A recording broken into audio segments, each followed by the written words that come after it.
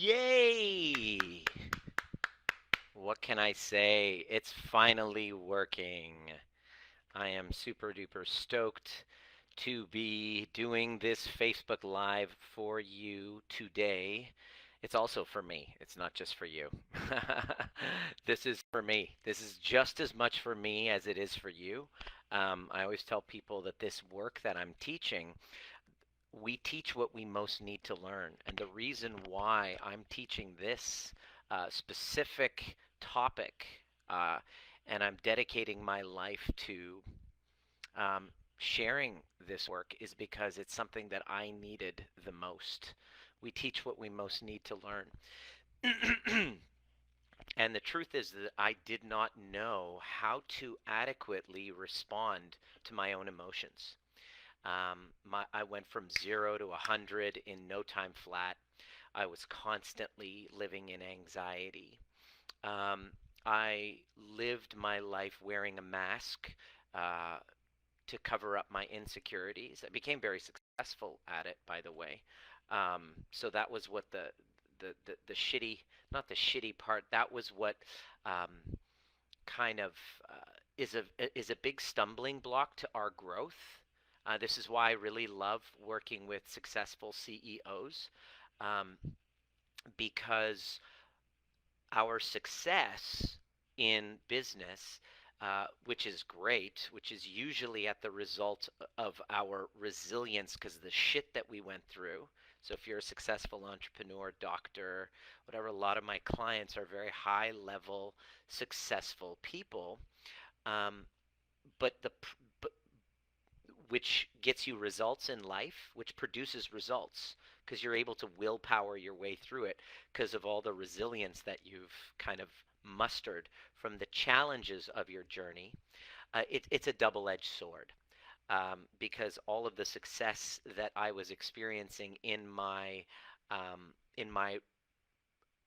business was matched by the failures that I was experiencing in my personal relationships and the way that I felt in my own body, the level of safety that I internally felt just just sitting and doing nothing. Just being able to sit down and not have to be doing something. I didn't feel safe at all in that space. And my relationships were a reflection of the lack of safety that I felt. I showed up very avoidant in relationships, very needy of attention. However, when I got it, I would push it away because, woo, intimacy. Mm, I realized, and there was very much driven by kind of the need for sexual validation, physical validation, financial validation.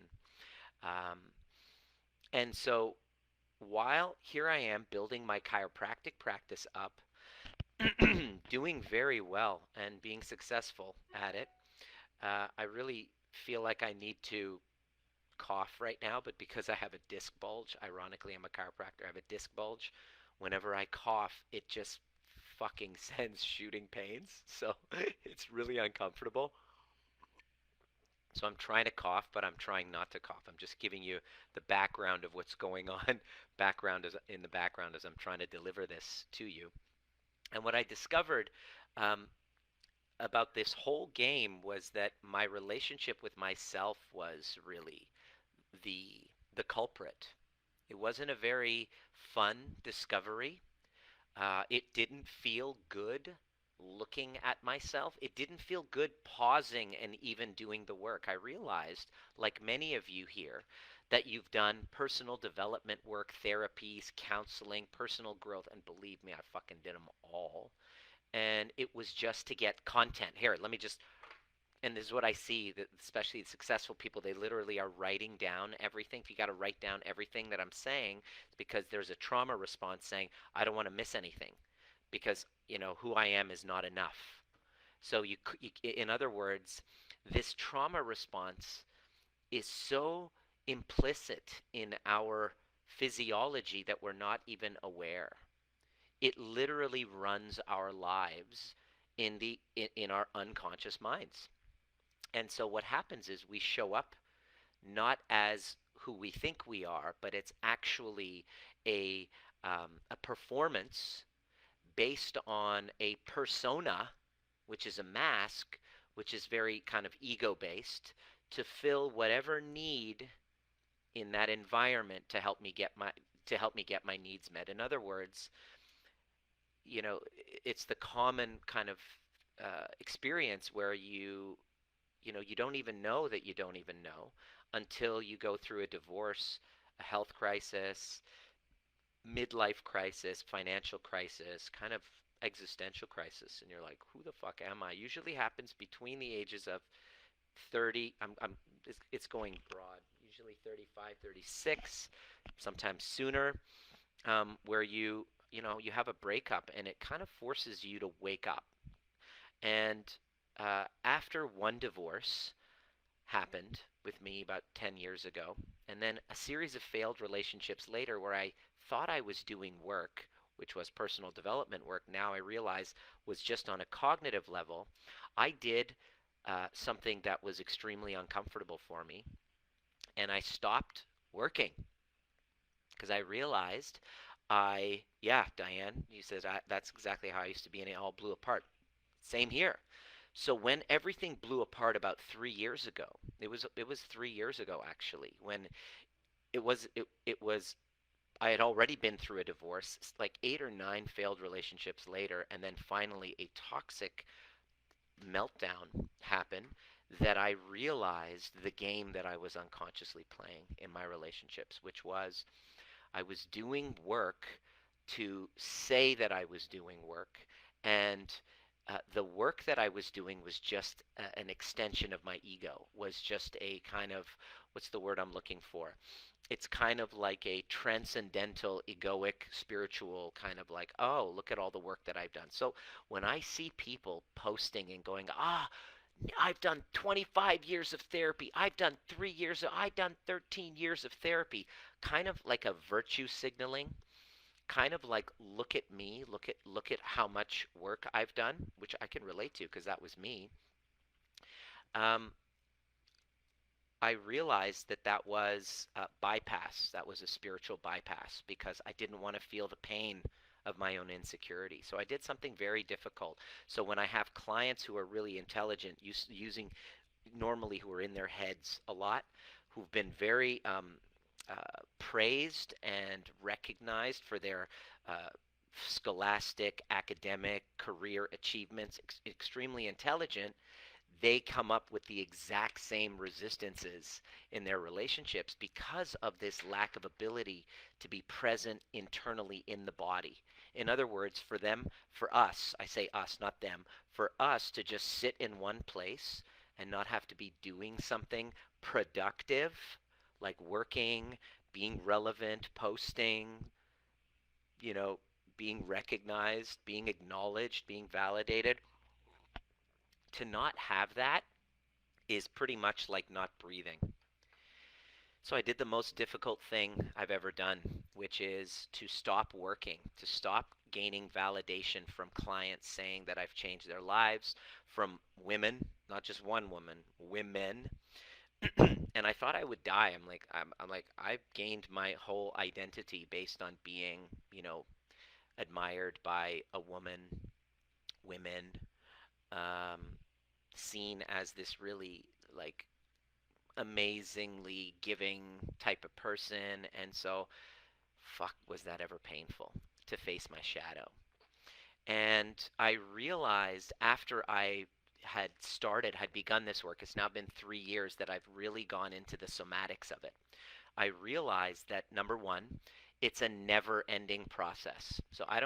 So please, if you're here and you're posting and you're talking about, talking to a counselor or a therapist for 10 years, that's not necessarily the deep inner healing work. The inner healing work involves facing uncomfortable feelings. And I'm going to talk a little bit about counselors and therapists in a moment, psychiatrists and stuff, doctors, even other coaches, stuff like that. Um, and oftentimes consider the possibility that we are using these therapeutics to gain validation for our story so we don't have to feel the insignificance. That's called spiritual bypass. It's called cognitive bypass. Write those two words down. Spiritual bypass, which you can totally read up on and see a lot of trainings on spiritual bypassing. I might even do a training on spiritual bypassing. How do you know if you're spiritually bypassing? It's it's those people who are like love and light. Ooh, it's like you start doing in the spiritual healing communities, you start to understand this concept of love and light and love and wisdom. And so what happens is we say, oh, no, no, no. Um, uh, Peace be upon you.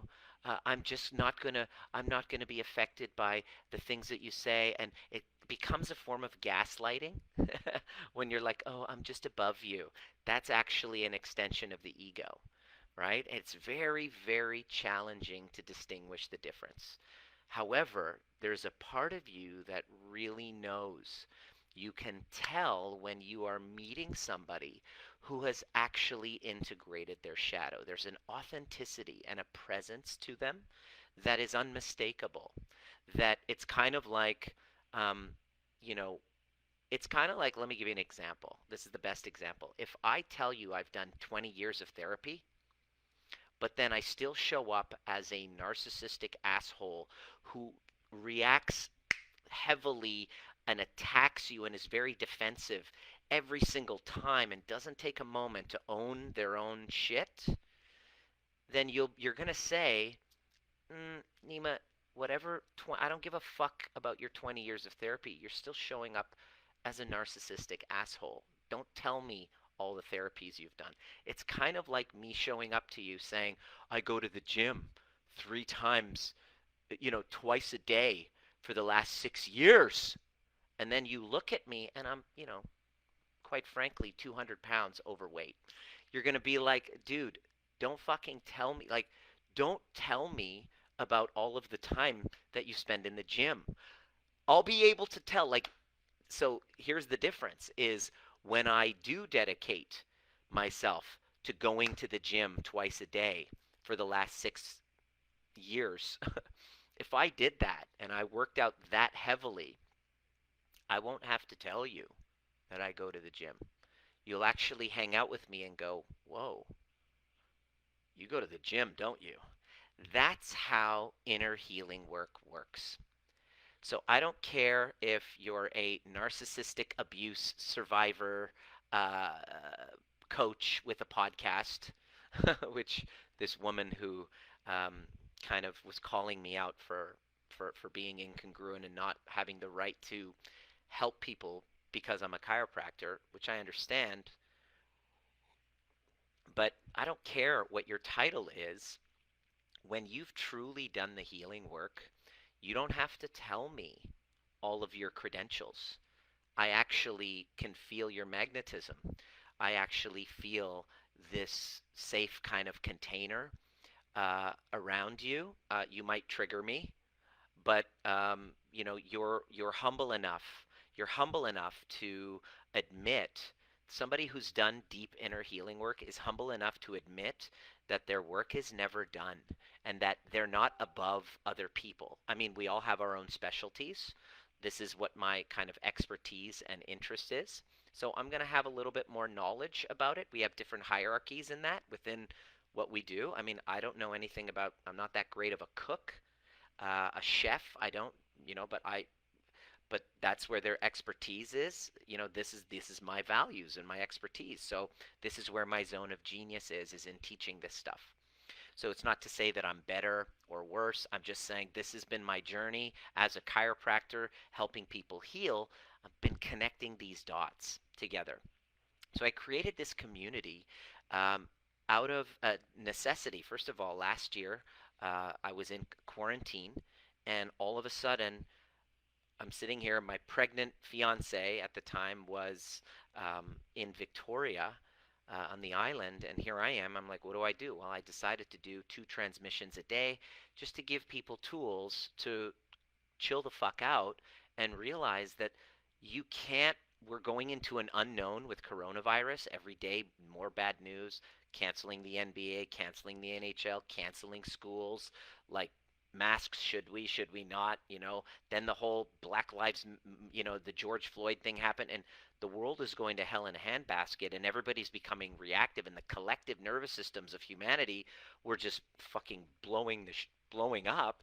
So I thought, all right, well, this is what I teach. I'm going to offer this. And now here we are a year later, and not that I'm complaining, but we now have almost 6,000 people at the time of recording of this Facebook Live. So we've let some people in who might not be a right fit for this community. And I really appreciate all of the, enthusiasm that everybody has um, when somebody, asks for help or asks for advice.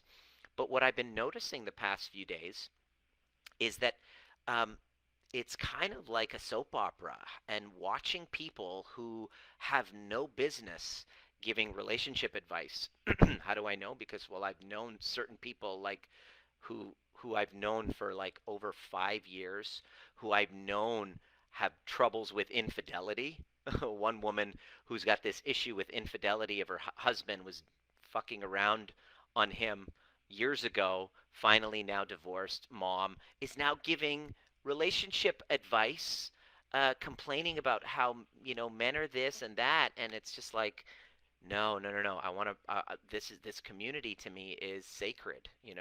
And so as it's grown, and more people are asking questions, I'm finding myself this past week, uh, kind of burning myself out a little bit, trying to respond to them. And it was kind of like a wake up call when I realized some of the back and forth clashing that happened with some of the feedback that I was giving, that I realized, holy shit, Nima, you've fallen back into that old familiar pattern, which I'm sure you will resonate with, which is, um, you know, the shadow knows, motherfucker. Namaste. Got my popcorn ready. Um, as you know, basically, when if you've ever had this experience, deep down inside, when we try to rescue people, it's actually, we think it's for other people. We think we're trying to help other people, but the truth is what we teach, is what I teach in my programs, is that the unconscious motive of the rescuer is to feel important and be right. And so as I started noticing my triggers coming up from some of these conversations, I had to kick two people out of the community. I had to sit down and go, all right, so why did you love the shit out of this? Which is a really great question. I ask when you're doing shadow work. Um, I usually ask my clients to ask that question just to help uncover a blind spot, because we have blind spots. Why do I love the shit out of this? Okay. I got to be the rescuer. It was very familiar. It's kind of like I'm arguing with my mother. Usually it's the it's like angry women who are defensive, and I'm like, oh, that's familiar. Just like when I was a kid, with my mother, being gaslit, trying to help and not feeling seen and heard. I'm like, whoa, there it is. And so as I took a moment and I took a breath and I started putting these pieces together, I realized something, is that when we all are here to heal. Okay, and I'm gonna give you a concept right now that might feel a little bit triggering, but kind of work with me here. This community is about healing. That's it. It's the only conversation that I'm like aiming towards. Every response that I do, every question that I answer, every transmission that that comes through me has one intention, which is healing. From my experience working with the human body and the mind over 20 years, if that's worth anything to you, helping people from all walks of life, all levels of agony, physical and emotional, and observing patterns of how people heal and when people don't. From my expertise, here's what I've noticed, is that we all consciously want to heal. However, there are blind spots in our unconscious that actually don't. I don't know how else to say it except to just fucking come out and say it. There's a part of us that doesn't want to heal, that pushes healing away. And I know that might sound crazy to you and that might be triggering, and you might say, "What are you talking about? I want to heal. I want to." Well, there's a few examples I can give you that can show you how that might not be true. One of the most common ones that I see is that if you were a child and you had to take care of mom and dad, and the only way that anyone ever paid any attention to you was when you injured something or when you got sick, and all of a sudden people gave you love and you felt seen and heard and loved. Well, you've now made an association with illness, injury, and love. So unconsciously, if you have this unconscious, and by unconscious means it's not, you're not aware, it's actually in your body. If you are in your 30s, 40s, and you're feeling alone, um, and you're feeling low self-esteem and you're feeling rejected, don't be surprised if you attract or you co-create or you allow, I don't know the proper word for it, I'm going to come up with the proper word in just a moment.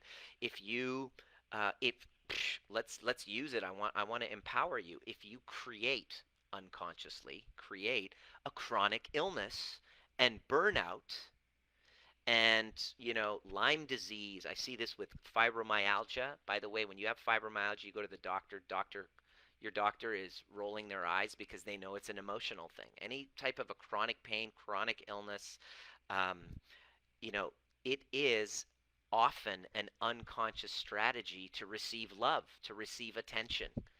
If you can get emotional and you can play the victim as a child, if you playing the victim got mom's attention, well, guess what? You will revert back to the victim. And to let go of your illness and your victim story that you've heavily identified with basically means letting go of love. And I'm not saying this to blame you because I get accused of being victim blamer all the time. I'm not blaming the victim. Let me say this one more time for those of you who accuse me of being a victim blamer. None of this is your fault. Let's throw the word blame out the window. None of this is your fault because it's unconscious. These unconscious motives that are that you don't have a backstage pass to because of your ego is blocking you from the shame of it. Because of that, you're going to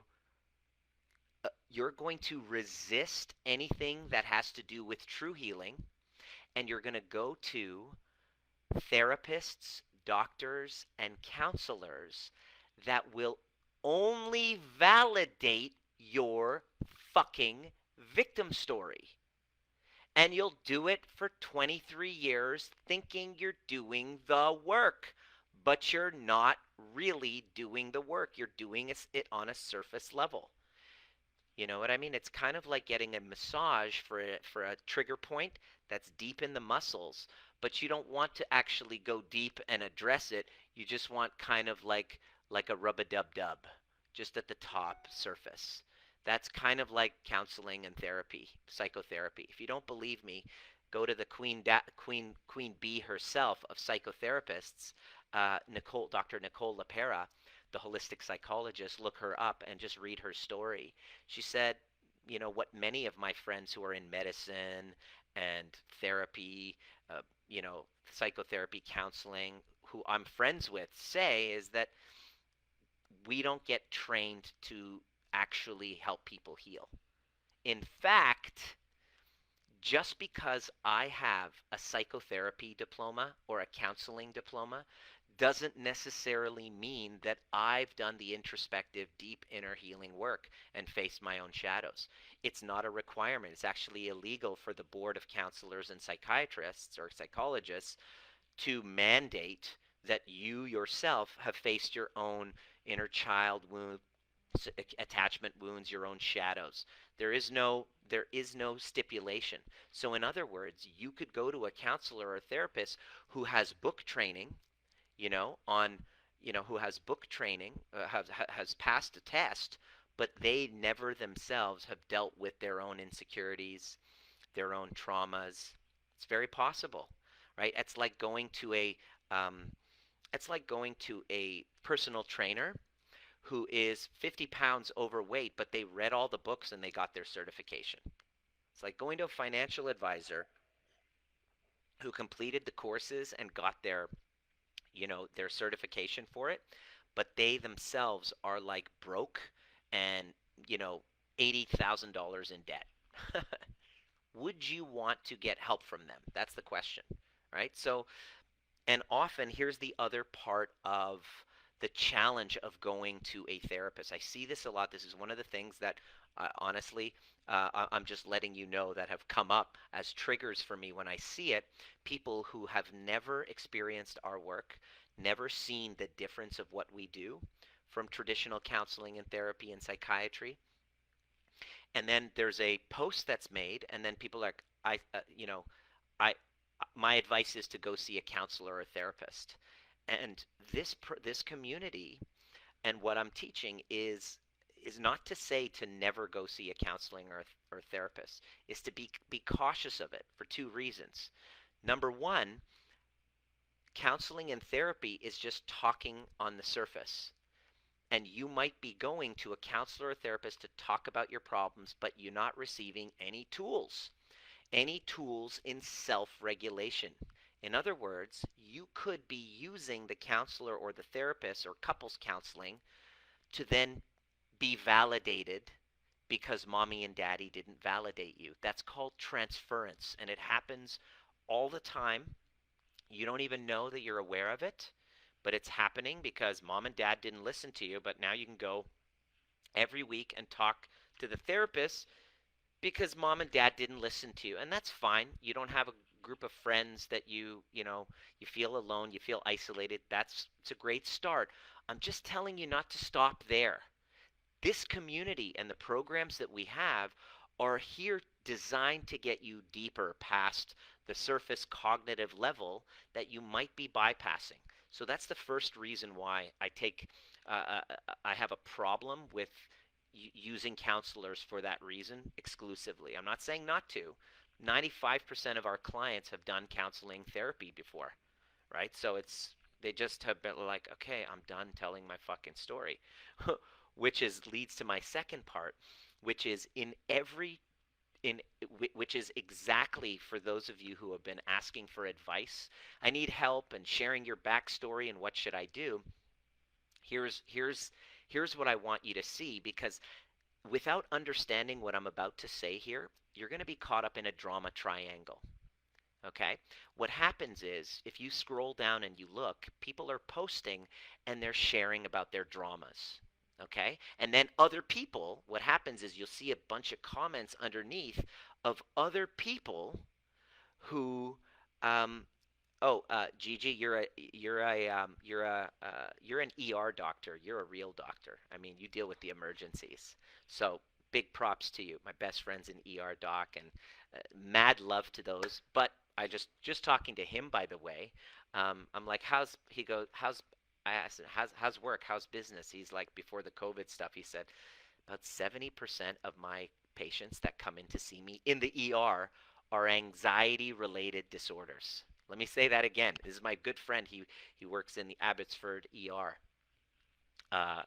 We've been childhood friends since we were 7. I went into chiropractic. He went into medicine. He's an ER physician. He said about 70% of new patients, of the patients that come in, is like, it's all anxiety disordered. I'm disillusioned by medicine. So, one of my best friend is Dr. Russell Kennedy, who's a neuroscientist, MD. So, um, this is well researched with people who are just fed up of the system. I'm just talking about the system. The medical, psychological counseling system is part of a system of indoctrination of the matrix, which is unknowingly keeping you stuck in a drama triangle. What do I mean by that? Check every single post that comes up. Okay? You'll see it. I want you to pay attention to people asking. And I'm training you because I want to train you to start thinking differently. Because what we're doing is the opposite of therapy. Because once you get this, you realize there's nothing to fix because you're not even fucking broken. It's all perfectly, um, very, very well predictable behavioral patterns when you understand the dynamics of the drama triangle. In the drama triangle, there is a victim, most likely the person who's posting feels victimized by a partner who's not seeing them or hearing them or texting them back or inviting them to a birthday or whatever. And we start off in this position of victim. Okay, as we're in this victimhood, there has to be a perpetrator or a villain or a persecutor that we are victimized to. A boyfriend who rejected us, a partner who didn't see us or hear us, um, a father who abandoned us, a mother who chose alcohol over us. It's just we get stuck in this story. And then there's a backstory it's a victim story of suffering. That's what most posts are. And I'm not here to invalidate your experience. I'm here to help you. And it's not personal to you. This is universal for all of us. So I want you to kind of zoom out. That's why I call it the overview method. Look at it from this perspective, from the overview effect, looking at the earth from here. In every one of your dramas that you're posting about and you need advice from, you're the victim. There's a perpetrator, whether it's your ex, whether it's your son. My son is abusive. My kid is keeping me up all night. My anxiety is really bad. On our last overview experience, we had a guy who's been diagnosed by his medical doctors with anxiety and panic disorder, and he's like, "Is this going to work for me?" He came in. I said, "Well, if you learn these tools, you're going to dismantle it." And he realized that he was the victim and anxiety was the perpetrator, right? This is the illness becomes the perpetrator. So if I have the victim to this perpetrator, then I'm going to need a hero, the third part of the drama triangle, which is a rescuer, a hero to save me. So what happens is that we feel victimized by the perpetrator, and because we feel victimized, we then attack back with, blame and shame, or we withdraw from them, which they might feel abandoned because of. So then they play victim. So then they fight back and they fire back, and then you're the victim, and then you fire back, and then they're the victim. And then they're like, "Oh, they're a narcissist," and then the other person's saying, "You're the narcissist." And so all this is like, help, I need advice. In other words, somebody help me on the outside. I need a rescuer on the outside. And you, in this group, you're listening and you're reading, and then all of a sudden you go, fuck, that was just like me. Oh my God, I was in this situation before. That sounds so familiar to me. I'm still wounded. I'm still a victim because I haven't done my own inner healing work, except talking to a fucking therapist for 20 years about it, validating my victim story. Oh my gosh, that same thing happened to me. He's a narcissist. One word, run. So what you're doing is you're trying to rescue this person who's the victim to a savior, to a narcissist. You want to be the savior, and we then get stuck in this drama triangle. And so what happens is we want to rescue those who are victims because we haven't done our own healing work and we feel insignificant. Most toxic relationship patterns begin with us desiring to go and rescue someone so that we can feel important. And then when we don't get validated enough for our rescue mission attempts, we don't get acknowledged enough, we don't get the favor returned to us when we're in need. Oftentimes the person doesn't even ask us. We just volunteer. I notice myself. I'm responding to people who are going through their victim stories, and I'm trying to help them and point out, dude, you're in the wrong community by saying this victim story. You can do that. And then because I didn't validate them, they then feel perpetrated by me because I'm just like the narcissist who's invalidated them or their mother and father. They attack me and they say, fuck off, you're just a chiropractor. I get defensive. I feel victimized. I then go, fuck you, get out of my community. And then I perpetrate them back. When it was me that was trying to be the rescuer in the first place. Does this make sense? This is the drama triangle. And the second that I take my eyes off it, boom, I fall into unconsciousness and I will create a fucking drama out of it. And because I'm trying to rescue people that don't actually want rescuing. So my main assumption that was the limiting belief that was like, that I just realized was that some of us, and I'm going to say you because I'm talking to you, and I know people don't like the word you. You want to limit the use of the word you in communication because immediately people's ego defenses go up and go, "What are you talking about? That's not me. I'm not like that." No, I'm not like that. The ego defenses go up. So I usually like to say we so that the ego defenses don't go up because we all share that.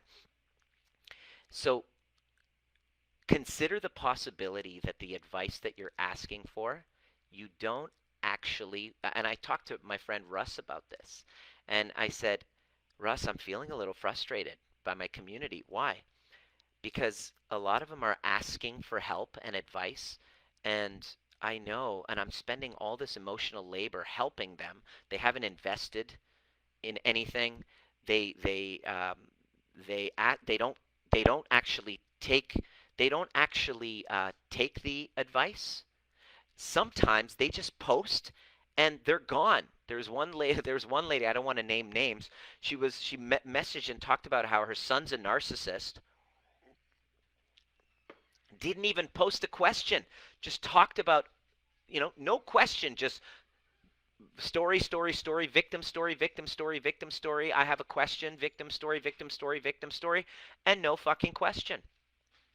And so I'm now, because the group is growing, I'm learning, I'm realizing that there's a huge difference between those that are genuinely looking for solutions and those that just want to be seen and heard. And I'm becoming better at setting energetic boundaries because boundaries are a work in progress. I'm a student of my boundaries. I want you to really get this. Write this one down. I am a student of my boundaries. They are flexible. They are expanding and contracting depending on how safe I feel. they are uh, uh, they are a work in progress. In an ideal world, we don't need to have boundaries because everybody just understands and respects, themselves and knows themselves and is empathetic, and but that's just not the case.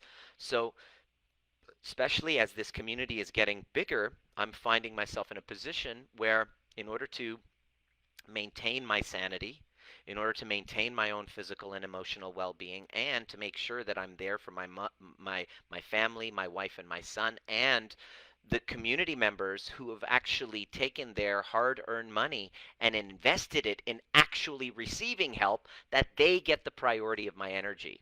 And I had been doing so much labor, emotional labor. One of my good friends who's in this program, in this group, he messaged me. He goes, "Dude, you work so fucking," and I was like exhausted after going back and forth with, helping people who don't actually plan on doing anything about it. They just want to be seen and heard and just validated versus changing something within themselves. Uh, he said, "Wow, you're really working hard on this, man. Like the amount of time you take to respond." And so I was just like, "Yeah, this is not cool." And so what I realized was that not everybody actually wants healing. Consider that possibility. And I'm not making you wrong for it because true healing is hard work. True healing means facing your shadows. True healing means getting out of your story and looking inward and taking responsibility, not blame. Let me say that again because it's not your fault. I have to say that for those of you who I'll say it. I now have put it in 3 or 4 times in each. It's not your fault. It's about taking responsibility and looking inward. And instead of, you know, because the questions are usually, what should I do with my partner? Da, da, da, da, da. It's like, no, no, no. We look in and realize that a person, the real answer you want to ask yourself before you before you answer before you ask for advice is, what would somebody who completely loves themselves do? What would the most what's the most self-loving thing to do? You know, how would a person who loves themselves behave in this situation? That's the question. Because what you're looking for is, oh, he didn't text me back. Does he, is she affectionate with me? Is he affectionate with me? I expect more time. And it's like, okay, so what would a person who loves themselves do? All right. So um, I just wanted to tell you that before I went in and answered some of these questions. Um, we're not broken. What would a person who completely loves themselves do? That's what I want you to, this is what I would love to get you to please write that question down. Lynn, thank you for writing that. What would a person who completely loves themselves do in this moment? So that's kind of like a guideline that I want to drop in for you, right? Because that will help you, um, you know, or another question, if your daughter was in the exact same situation with you, asking you the exact same question, what advice would you give her or him if it's your son? Those, like, work those through, and I promise you, you're going to get a lot of clarity and you're not going to need so much outside advice, right? So I'm going to answer some questions. Um, Thank you for trying. Keep the community on track. Perfect. Take my advice. Take my advice. I don't use it anyway. Good one. um, how do I feel about EMDR? It's great, and it doesn't help you face your shadows. Okay? It's great. It's another tool, and there's nothing like being in a community. EMDR is great. I mean, if you're in rock bottom, anything that you do to move yourself up the ladder, great. But the thing is, you're always going to need a therapist outside of you. You still haven't learned how to become your own hero. That's still, do EMDR. I'm not saying not to do it. Go for it. Great. And learn how to become your own fucking rescuer. That's what this is about. Rescuing yourself. So I'm going to go through some of these questions that you guys asked, and appreciate the rawness and beautiful. Thank you, thank you, thank you. Just asking some questions. Beautiful. Awesome. Is this resonating with you? So you guys asked some great questions. I'm going to zip through them. And by the way, just an FYI if you're new, I have a direct coaching style. Life is short. There's not a lot. I'm getting, that movie, what was it with, I forget what the movie was, Naked Gun or whatever. No, not Naked Gun, but when he says, I'm getting too old for this shit. I'm 45 years old. I'm getting too old to pussyfoot around. I'm just going to go direct and to the point because there's a lot of bullshit out there. Okay, so here are some questions. I love your questions, by the way. And I can tell when somebody's genuinely wanting, some solutions and to resolve things, and when somebody just wants the attention. Hey, I'm not against wanting the attention. Just put up a post and say, hey, listen, I got no plans on doing anything about this. I just want to be seen and heard and for others to say, me too, me too, me too. That's fine. Just go do that in another fucking community because this is not a support group where we're all like misery loves company wanting to keep you stuck in that victim story. Yeah, what we do is deep, deep shadow work. Be your own hero. Okay. So, question. Here's number one. Brandy asks, my question in regards to conflict within my relationship. Specifically, what it should look like after conflict occurs. I feel like the conflict should be discussed after it is experienced, and my partner would prefer to continue on without discussing what occurred. What should the process look like after a conflict is experienced in relationship? Thank you so much for your insight. Now, ask yourself this question in conflict, because this will be relevant for you even though Brandy asked the question. When you grew up, when you were growing up, what was conflict like? How was conflict done? What was conflict done? How was conflict done? Right?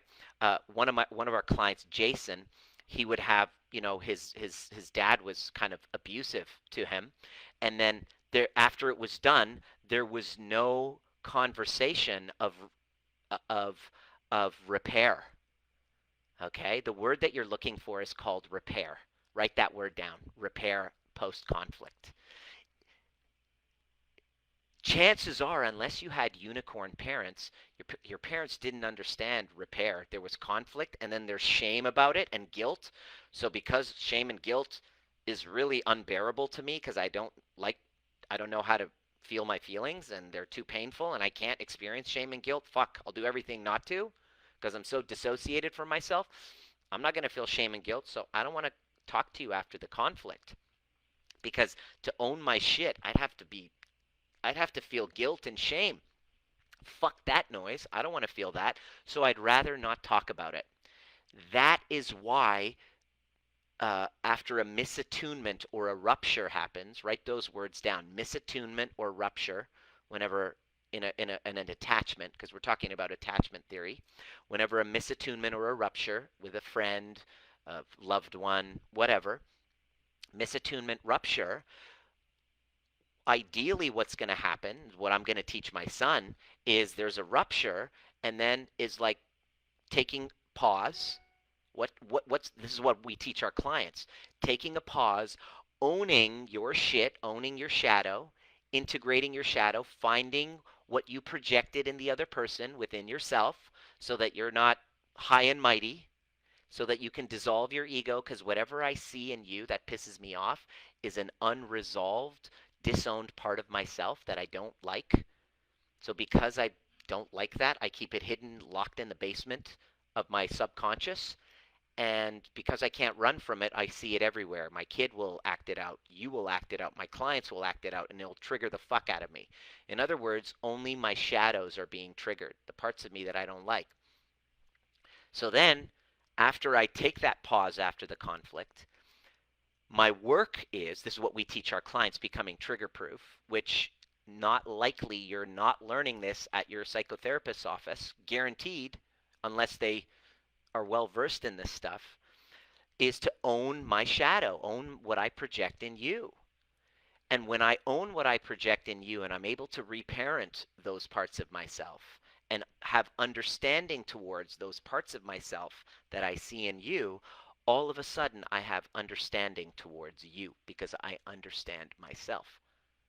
And there's another thing in conflict called transference. So not only is there projection, by the way, we teach this in all our trainings, not only is there a thing called projection, which is all the traits that I see in you are parts of my shadow that I don't like, so you get to reflect it back to me. There's a thing called transference, which is the trigger that you're bringing up within me is causing me to feel not worthy, not good enough, I'm not enough, and that's a transference from a childhood wounding of mine. So there's two unconscious processes going on in every trigger, and none of this is something that I'm aware of, but it's in my body, and I don't know that it's there. I can talk to you about it, but it's still in my body, and I can come to you as my counselor every week and talk about it once a week for 365 days. But in that week, that hour that I spend talking about it, what about the 23 hours and 6 days after that when these feelings come up? I still haven't received any training from you as my counselor or psychiatrist how to manage that. Oh, too bad. Then I got to go back next week and I got to keep talking about it. It's a good way to keep me stuck in that drama triangle of I'm the victim, poor me, it was all your father's fault, it's all your narc ex's fault, and I just need my therapist every week to talk to someone. You keep stuck in the cycle. I've been doing this for 23 years. In other words, I've been stuck in this fucking cycle for 23 years playing the victim, and that doesn't really help anybody but your psychotherapist. So how about learning the skills? But here's the problem. It's going to be painful for me to own my part of the projection. It's going to be painful, and I have blind spots. Like, he's a narcissist. That person's a narcissist. Those people who point fingers at the narc, he's a narc. My experience working with people, we've had hundreds of clients who like, my ex is a narcissist. Each of them are like, holy fuck, I'm a narcissist too. I'm a covert narcissist, which we're going to talk about. We're all covert narcissists when we can't empathize with our counterpart. You might have a husband who's a narc that you're obsessed with, who's your ex, constantly preoccupied with other things, doesn't empathize with you. You're codependent on that narc, but not realizing that you're a narcissist to your children who don't feel your empathy because you're obsessed with getting approval externally, just like a narc would. And when somebody calls you out on it, you get defensive and say, no, I'm not. It's you. He's the narc, which is exactly what a narcissist would do. So own what you fucking project in others. That's why I say this work is not for everyone. This community is not for everyone because not everybody's ready to own their inner Kanye, to own their inner abuser, to own their inner murderer, to own their inner gaslighter, to own their inner whore, to own their inner liar. I can't stand liars. I can't stand people who do drama. Fuck. I just roll my eyes and go, ugh, damn, I wish I didn't know this stuff. Ignorance is bliss. I can see right through it. So I try to call people out on it, and then I realize, shit, they don't want help. They just want to be heard. Step one is own what you project in others, and integrate the transference that this is about. Once you've done that in the conflict, all of a sudden, and you can see, here's the other part, you can see your role in the drama triangle, that you're the victim, but you're also the perpetrator, and you were the rescuer. The second that you can see all three, you realize there's nothing to fix. You don't have to change the other person. Literally, our clients, like I just have one example, um, Rachel just messaged me, and she's 3 weeks into our program, and it takes a while because at first you're like, huh, I don't get it because of your fucking blind spots that we all have. Our ego doesn't want to see it. She just messaged me. She said, oh my God, holy shit, I see it now. I said, please share. She goes, the stories, the drama, the looking to others to tell us what to do. You know, everybody wants the other person to change. My marriage, my God, my marriage just had a huge shift. I started showing up differently, and boom, so did he. I know you're not shocked. In other words, she's tired of the marital issues, blaming him, he had the affair. She's done 3 weeks of the work, and all of a sudden, the dynamics have shifted because within the conflict, she now realized her role in it. Not her fault, but her role in it. And automatically, the dynamics shifted. And then once you shift that dynamic, you become a completely safe container to talk. And when you share your side of it, your incongruencies, your inauthenticities with vulnerability. When you do that, your partner, all of a sudden, fucking their heart opens and melts. But you can't fake this process. And it takes a lot of training. But we teach people how to do it, and we do it constantly. I get into arguments with Diana, not all the time. We have a nice little conflict, at least maybe once a week or whatever. I don't know, once every couple weeks. Diana, how often? How often do we argue? A couple times a month. It comes up. But right away, I'm able to take full ownership and then share my ownership, my vulnerably, because it's embarrassing to do. But when you do that, you literally shift the dynamic because people are very open-hearted to somebody who takes off the mask and is real. I mean, it's so fucking rare that our clients, when they do that with their partners are like, oh my God, he's changing. I'm like, you've changed, right? So this is an inward journey. Pick up the, put down the magnifying glass and pick up a fucking mirror instead. That's what this program, that's what this community is about. It might not be your cup of tea. That's fine. There's a shit ton of support groups out there. Go have at it. This is a sacred place where we're putting people who work with us, they invest, they make this a priority, and they put their hands up and they say, I'm going to be the one to break the cycle. I'm not waiting on the world to change. That John Mayer that John Mayer song could be the theme song for this group. Waiting for the world to change. I just want the world to change so that I can then feel secure. No, that's not what this conversation is about. Every 5 minutes, right? My goodness, I've laughed, snorted, and exclaimed yes all throughout this. Really grateful. Really grateful for the validation tonight. Great. I'm glad. I'm glad. Okay, so hopefully that was helpful. Next question. Brandy, let me know if that resonated with you. Next question was Kira. I know she has to work right now, but here we go. Knowing what you know after years of teaching the steps and the work, what are your favorite go-to pattern interrupters when you yourself get triggered? I don't get triggered. I'm perfect. I'm always loving light. I'm just loving light every fucking day. It's like just loving light. I'm loving. What are you talking? Me triggered? Fuck that. I'm always even keel. Love and light, motherfuckers. It's I just say love and light, motherfuckers. It's all good. I'm above this. That's called spiritual bypassing, by the way. That's what it looks like. Oh, peace be upon you. I'm not gonna deal with how pissed off you make me. I'm just gonna pretend like I'm above it all. That's bullshit. False enlightenment. Though I'm sure it happens less to a lower degree. True. No, it still happens quite daily in this community and the people we work with. I get triggered every day. I can't imagine, even with everything, you're impervious to negative emotions. I am not impervious to negative emotion. I'm an incredible amount of physical pain right now, and I experience emotional pain, although a lot less now. I suffer a lot less. That's the key. You can have pain without suffering.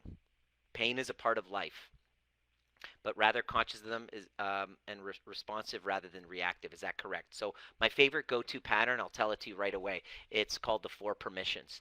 Is that in every moment, whatever emotion that I'm experiencing, I validate it right away, and that will take you months to undo. Okay, let me give you an example. When ever since you were a child, ever since you were a kid, whenever you've had an emotion, consider the possibility that a mother or father who doesn't know what to do with their emotions is invalidating you and saying, don't cry, don't be angry. Okay? Don't cry, don't be angry. Fair enough? You then get the message that my emotions are not valid and I should suppress them. That's everybody. You know, if you feel that you can't feel your emotions, if you are like disconnected from your body and you just can't feel anything, Katie, you're here. This is a classic example. When she started with us last year, she goes, I just don't feel anything. I'm up here the whole time. I'm like, yeah, that's most of us. The truth is because we don't feel safe to feel negative emotions. So what you're going to want to do is to validate it and make every emotion that you're experiencing okay. It's okay to feel anxiety. It's safe to feel fear. I'm allowed to feel guilt. It's okay to, I have permission to feel shame. The second I give myself permission to have it, I literally have shifted from resistance of the emotion and then resisting the emotion. So not only am I having shameful, let's say I'm experiencing shame, not only am I experiencing shame, but then now I'm resisting it, saying I shouldn't feel the shame. So I'm basically, the first dart is the negative emotion, and the second dart at myself is the gaslighting of that emotion. So I'm now resisting the resistance. And that makes the trigger worse. And so the first thing that we teach all our clients in our programs is to quickly validate and allow whatever emotion is coming up, which is going to be very difficult because tomorrow you're going to forget this. Great analogy of this is when I took my wife playing tennis for the first time. She was pregnant. We were like, hey, let's go do something physical. And she's like, I've never played tennis. I'm like, all right, let's went and bought some rackets. There's a tennis court just a few blocks away. And then we started playing tennis. She's never played tennis. She plays badminton. She's played badminton for a long time, and there's a huge difference. She's like, tennis, badminton, it's okay, I'll do fine. Tennis, badminton, same shit, right? It's a racket sport. No problem. So what happens is, as we play tennis, but there's a huge difference between tennis and badminton. Tennis, you don't use your wrists. You use your wrists, but it's to kind of like spin the ball, right? And it's very minimal wrist, and it's very conscious, right? But it's mostly with the body and the arm and twisting your body, right? Whereas badminton is 99%, well, 80% wrist. So everything is a flick of the wrist. So as I told her, I said, this is different from badminton. Tennis is, and so she's like, okay, I got it. So that day, as we're playing, cognitively, I told her to use the body and the arm, but her body has a memory and a stored set pattern of using the wrist. So basically, it was the shittiest tennis match I've ever played because she kept slamming it and over the fence. And every like 5 minutes, I was like, fuck, I gotta go retrieve another ball.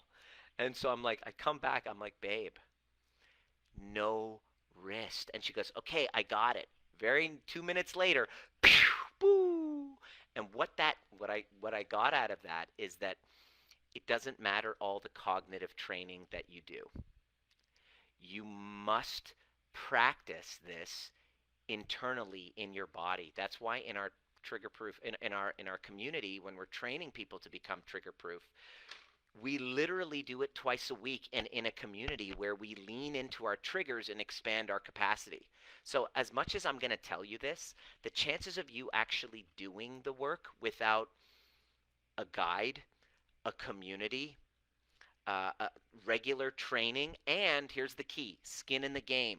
In other words, it's not important unless I'm actually like investing in it. Otherwise, I won't do it, right? Slowly over time, you can turn this badminton habit into tennis. How long do you think it would take Diana to stop this habit of slamming with her wrist? It would probably take months. The same thing is going to happen with you with your triggers. So just by watching a Facebook Live or a podcast, what podcasts or books can I read? It's good information, but that's the difference between counseling information and me telling her, hey, just stop using your wrist. And for her, for months, to practice and to unlearn the habit of using the wrist. So it's going to take you time to unlearn the habit of invalidating your emotions. Hopefully that was useful for you, Kira.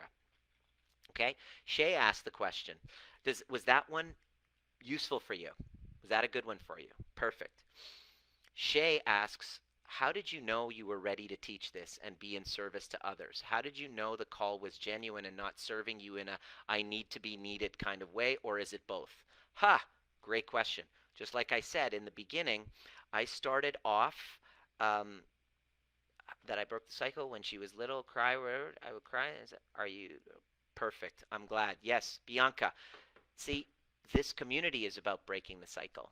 So if you don't do that and become trigger proof, you will pass that along to your children unconsciously, not because you're a shit mom or a shit dad, but it's because I can see myself doing it when Dominic is crying. I'm like, fuck, what's the matter with you? Right? Because I'm gaslighting him. The kid is teething, but I'm making his tears mean that I'm a shit dad, so I'm going to get reactive to him. So the reason why I do this work to expand that space between stimulus and response is for my son, and for the community and for everybody, which is great for this. How did you know the call was genuine and not serving you in a way I need to be needed kind of way, or is it both? The truth is both. There's a part of me that needs to be needed. There's a part of me that needs to be needed. Absolutely. There's a part of me that abso-fucking-lutely loves the attention. And when my clients post up these little things that say thank you, all that, of course there's a part of me that's like, woohoo! Because of all the sacrifices that I made. I spent hundreds of thousands to learn this. I invested heavily. I've taken massive risks to invest in my business, to, put out content. If you're watching this on YouTube for free, it cost me money to produce it for you to watch. Like I'm paying to put out my content, to market myself, to share this message so that the people who feel called and inspired can reach out to the man to help them, because I and my team, because I feel that this stuff is more comprehensive than anything out there. How do I know? Well, if there was more, I'm still learning and I'm still integrating as I go. I'm literally enrolled in constantly refining my methodology, so they just keep getting better and better. So with that investment, I definitely want a return of investment. So of course, I'm doing this for the financial gain. I'm doing this for the emotional validation that I get where my life means something and I'm making a difference for others. Of course, it's just as altruistic as this is narcissistic. So, how you know that you're going to be doing something that's powerful is when you can integrate both. You don't have to pretend to not have one side. Does that make sense? So, your ultimate power in something, and that's what makes me powerful in what I do, is because I'm not ashamed of those selfish parts of me. That's the elephant in the brain. That's the hidden blind spot that we have, is that everything that we're doing is really for self-interest. We have a self-interested part of us that is our main motivator. But most of the time we're ashamed of that part, or we're trying to hide that part. Why? It's a part of me. I don't have to run from that shadow part of me. I've integrated that part. And I have a part of me that wants to, when I take my very last breath, I want to be surrounded by people. I want to be surrounded by people who felt that I touched their lives and made a difference. I want my son to say, "Wow, because of you, my life has been better." So I want to make a difference for this planet, for planet Earth in my own unique gifts, and I want, you know, the narcissistic part of me to feel validated as well. So the key here is which part of you is leading. If you don't acknowledge your narcissistic part, that's the dangerous part. That's when you have that's when you have a fucking problem. When you deny that part of you, then guess what? You're the problem because it's running you. Oh, no, no, no, I'm just doing this for you.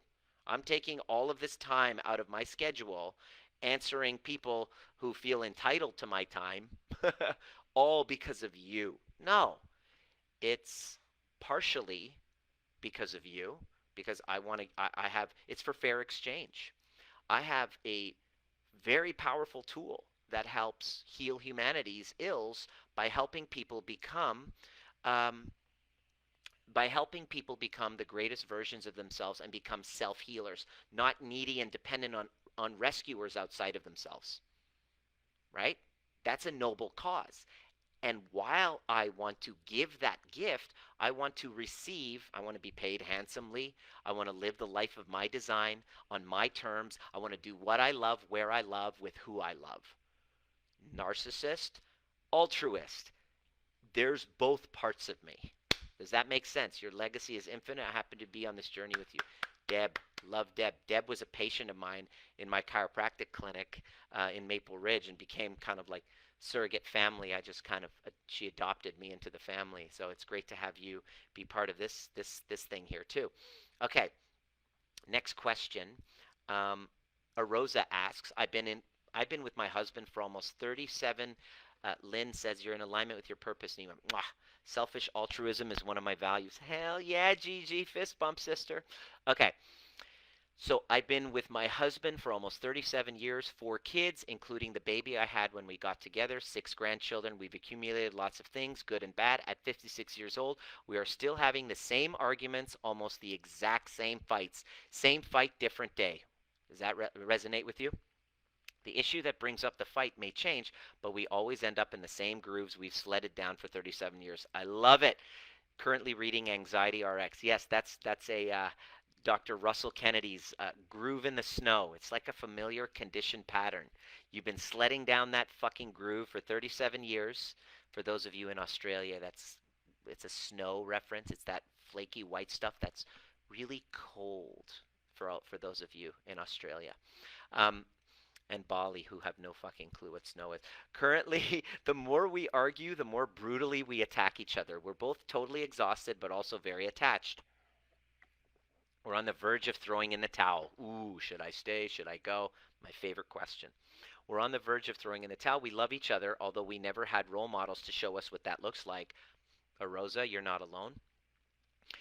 But it doesn't feel good anymore. I'm so worn out, old, and beaten down, and I guess my question is, how can I change the trajectory of these fights while I'm trying to work on my triggers? I want to try to heal, but I can't control my emotions when we discuss things. All right. So the first thing that I would say to you, Arosa, is um, if you feel it doesn't sound like you feel unsafe. So the first thing I got to say is if these arguments are leading to any physical injuries, then um, get the heck out of there and create that space for your nervous system to regulate.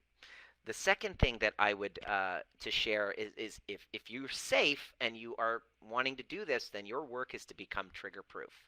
And that's to first of all be willing to have triggers. Be willing to, because if it sounds to me from the tone of your question that you have a lot of judgment towards yourself for your emotions.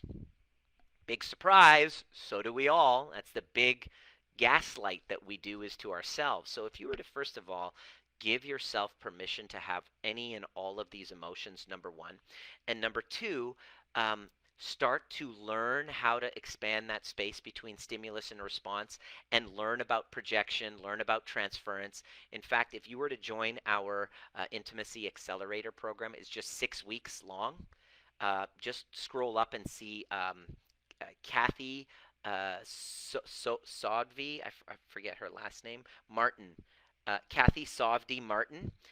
Just look at her thing. When she started, there was an affair. There was like, I got to get out of this relationship. They were broken up, and she started the work with us. And within 6 weeks, I'm talking, I mean, how many years did you say? You guys, 37 years. What about invest? Is your family life before you leave? Here's what I'm saying: if you're not, um, if you're not, if you're not unsafe, and you're safe in that environment, start with our 6 week intimacy accelerator, and I guarantee you that the relationship is completely different. Scroll up and see Kathy's thing. She's like, he didn't even do the work. Her husband didn't even do the work, but they're looking at each other differently. Why? Because she changed the relationship with yourself. So, um, you know, how can I change the trajectory of these fights? The first step is to stop gaslighting yourself and give yourself permission to have your emotions come up. And number two, start to get training, because there's a lot happening in your blind spots of what he's projecting in you, and it's transferring in you, because the fights aren't about the fights. You know that. It's about an old unresolved attachment wound. Go all in with yourself. Is your marriage worth it? Is your quality of life worth it? What is it worth to you to spend each and every day kind of in a state of inner peace and looking at each other as a team again? Kathy, there you are. Woo, I was talking about you. Only 6 weeks, and it's still working today. You want to know why it's still working? Because Nima's not the one that did the work. It was Kathy that learned how to rescue herself. Because Kathy didn't, she's like, help. I'm like, all right, I can help you by teaching you how to help yourself so you don't fucking need me. Sure, you might want to go into extra training with me. You might want to get one-on-one coaching with stuff so that I can train you. But it's like martial arts. You know, I'm like Morpheus. Neo, you're the one, Neo. I'm the Middle Eastern Morpheus, which I want to help you download the skills so that you realize you're the one, not me. Does that make sense? Hopefully, Arosa, that helps. I'm going to leave you a link for a discovery call right afterwards. If you're resonating with this and you're like, all right, enough pussyfooting around. I'm ready to put my money where my mouth is. I'm ready to actually do the work, and I'm ready to receive the help. I'm going to put a link down there. For the people who are scared and not ready, that's okay. You can keep lurking, wait. Usually there's two things. Because the work is difficult, facing your shadows is not going to be easy. You're going to resist it because it's easier to want the other person to do the work so that you don't have to face your shadows. It's kind of like, yeah, we don't want to do the work, right? The only way that you're going to want to invest the time and the resources, because it's so scary, is doing the work. Like you have to get to a place of my back is up against the wall. I am totally uncomfortable. I can't live like this anymore, right? Because you'll deal with the pain, but the pain of doing the work has to be less than the pain of your current reality. Otherwise, you're just going to be like, you're going to be an asshole. You know those kind of friends? You know the kind of friend you have where they ask you for advice? and then they don't take it. Love you, Kathy. Big love for you. Um, uh, that big love for you, Kathy. It's the discovery call thing is right there in the pinned post. You can do that, Gigi, if you're down for it. It's 6 weeks, deep dark shadow work. 6 weeks, uh, one training a week. It's pretty badass and it's hugely transformative. And then afterwards, if you want to go deeper and have more one-on-ones, there's an opportunity there. But um, what I was going to say is that you don't really want to do the work.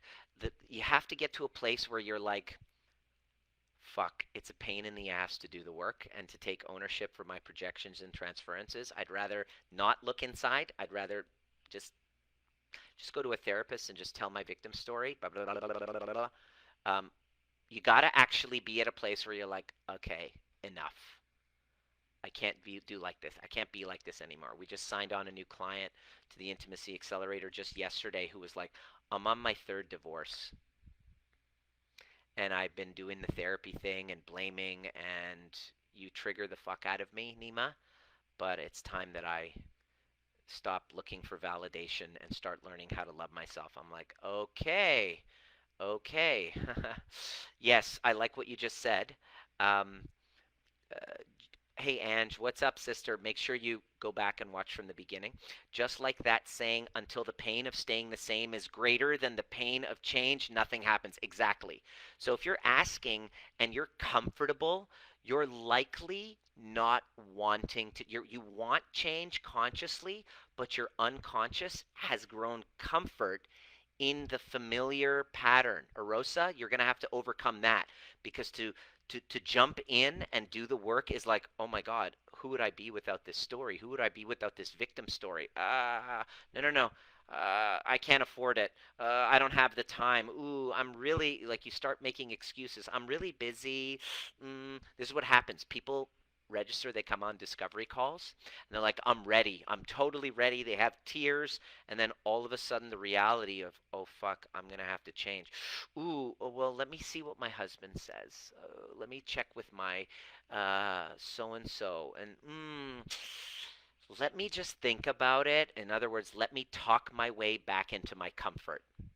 Because you know what? I just realized that I say consciously I want change, but deep down inside I'm afraid. And I'm not judging you because this is, quite frankly, there's 6,000 people in this community right now. I'm willing to bet, and I talked to Dr. Russ about this just yesterday. We had a call, and I was just like, just help me unpack this shit. Sometimes we need an outside, just help me. And he's like, yeah, about 90% of people don't want to change. Consciously they do, but unconsciously those old familiar sledding grooves in the snow, they're so familiar, it's comfortable. So you got to be willing. How do you know you're ready? The pain of staying the same is worse than the pain of changing because it's going to be painful. There's financial investment, there's time, there's going to be facing feelings, there's going to be sitting in discomfort. You know, your triggers are going to come up in the program. So you're signing up to be triggered, right? And you're going to want to run, and then I'll be like, see that? That's your old pattern. You're running. I triggered you. I said that thing. That's your old pattern. Can you see it? No, I don't belong here. My I don't belong trigger comes up. If you sign up for, check this out. If you have an I don't belong trigger that's deep as a core wound, you're going to join the program and you're going to talk to, and you're going to listen to people's share, and then all of a sudden you're going to be like, fuck, I don't belong here. I made a mistake. I'm not, and I'll be like, and we've had that happen. I'll be like, you didn't make a mistake. You signed up to have your I don't belong trigger come up so that you can consciously choose a different response rather than running away. You know, that's why those of you who share, who's like, one word, he's a narcissist, run. How many of you have just keep running from one thing to another? This group is about not running because, you know, whatever you keep running away from will chase after you. This is about stopping the running. Hopefully this is making sense. Next question. All right. Question. Gigi, I love you, sister. We have the Middle Eastern vibe going. I don't know if you're Egyptian or what Egyptian. I don't know. I'm just getting an Egyptian vibe from you, or Lebanese, possibly. Question. This is a great question. How do we differentiate something we need as a true need versus coming from a wounding? Ooh, great question. Example, last relationship I had, a convo in January, an Egyptian. Fuck. I just called it. See? I just called it. That was great. By the way, I went to Egypt a couple years ago, saw the pyramids, amazing food. The country's in a little bit of trouble, but I love the culture. Okay, last relationship. I had a convo in January, and I expressed that I need to see the man I'm with at least twice a week and at least one night spent together weekly. It's just like she's basically owning it. Sister, fucking own it. This is what I need, right? Physical touch and quality time in my love languages. You communicated your needs, you communicated your values like a fucking functional adult. You know, fist bump, doing the right thing. He said he felt the same way, so you got an agreement. Perfect. Once a week is just dating, according to you. Perfect. In your world, that's great. In your life, I mean, there are relationships out there where both people have an agreement. They're married, but they see each other once a week. Wouldn't work for me. I agree. I agree with you. I couldn't just see Diana once a week. That would suck for me too. So once a week, according to you, is just dating. He said he needed the same, so you had agreement. Fast forward to April, and nothing changes. Okay, so he keeps breaking your boundary again and again and again, seeing each other once every 7 to 10 days, sex at once every 3 to 4 weeks. His schedule changed to accommodate seeing each other weekly on Saturdays. So he did change it a little bit, but still it's not enough. After patiently waiting for 3 months for his work schedule to change, when the fifth Saturday in a row something came up, I was done. Okay. We were to have 3 days of being together, and he put all kinds of things into that weekend where we might have only 5 hours together. I broke up with him, told him I'm stepping back from exclusivity. Open to continuing to date, but giving myself permission to get my needs met and for him to focus on what he needs to. I see, personally, you said, I do need to see my man more often than 3 times a month, and I need sex at least once a week. Okay, was this just my wounding acting up? Just judging from your tone, Gigi, I don't see any problem with what you just did. You owned it. You said, look, this is what I asked for. This is my boundary. And when it was broken again and again, you loved yourself. And so here's the question you want to ask. Again, I'm asking you, what would the most self-loving thing be to do? And the answer was what you did. What you did was a self-loving act. It's hurtful, right? It's hurtful. It hurts because you like this guy. You want more of his time, but he's not willing to do that. So you said, look, let's keep dating, but I got to go get my needs met. Hope that's okay with you. You're forthcoming. You were honest. I don't know if he agreed or not. I'm not sure. Did he agree if that's cool? Right? Did he agree? Is that cool? That's fucking fantastic. You're doing the right thing. Exactly. Is it from a wounding? Well, the original question is, how do we differentiate something we need as a true need versus coming from a wounding? There's a part of me that's saying it really doesn't matter. Let's say part of it was a wounding.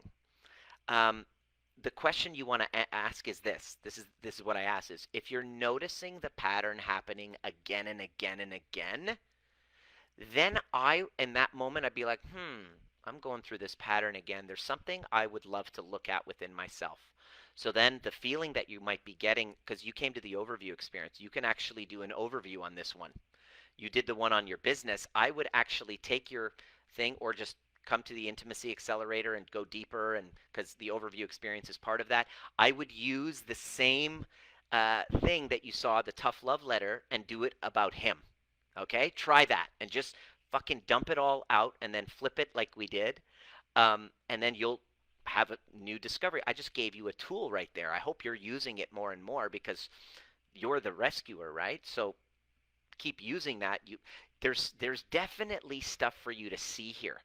I didn't see anything wrong with what you did. You did, whether it was coming from a wounding or not, I'm sure there was parts of you that was like, I feel abandoned, I feel hurt, I feel wounded. You want to really acknowledge those parts and not gaslight them. You want to do an overview on them. You want to use the tools that you learned, or if you haven't mastered it yet, master them so that when something like this happens, you can sit down and do a meditation and do the work on it and do an overview on it, and all of a sudden come through on the other side, and one of two things are going to happen.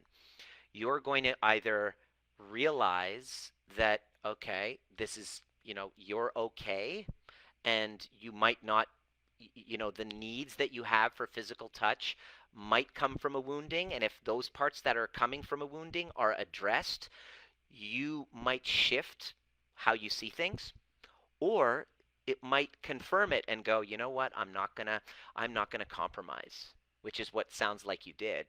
And you set a boundary and you did the right thing, right? And so either but what I would do if I was in your situation is there's still, what I'm sensing is there's still a part of you that is hurt. Exactly. Bingo. Thank you. You got it, Gigi. This is what I was going to say. There's still a part of you that feels the anger, the hurt, and the pain.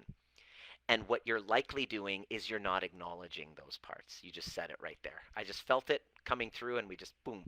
There's a part of you that isn't, that that feels all of those things, right? And so because you're so good at gaslighting yourself, you don't acknowledge those parts. And because you don't acknowledge those parts, there's an anxiety, because the anxiety that you're feeling right now, the anxiety that you're feeling is the wounded part of those wounded parts of you that are hurt. Because it is part of, you're wounded. I would be wounded too. There's nothing wrong with being wounded. You're an ER doctor. It's a wound is part of healing. It's when you have an emotional injury. We have them daily. When that woman told me to fuck off, you're just a chiropractor, that was a wound. That felt like a wound, right? And it hurt. But the difference is that I don't gaslight myself. I integrate. I do it on the fly now. As you practice this, Gigi, and you start mastering, if you jump in and really learn, within 3 to 6 months, you literally are able to do this on the fly. In other words, the badminton that you're used to doing, which is gaslighting yourself by flicking your wrist on the tennis shot, you then learn how to use this because you're a very intelligent person. Exactly. Yes, exactly. You're used to gaslighting yourself. That's your flicking the wrist, the badminton wrist. And that's happened for decades.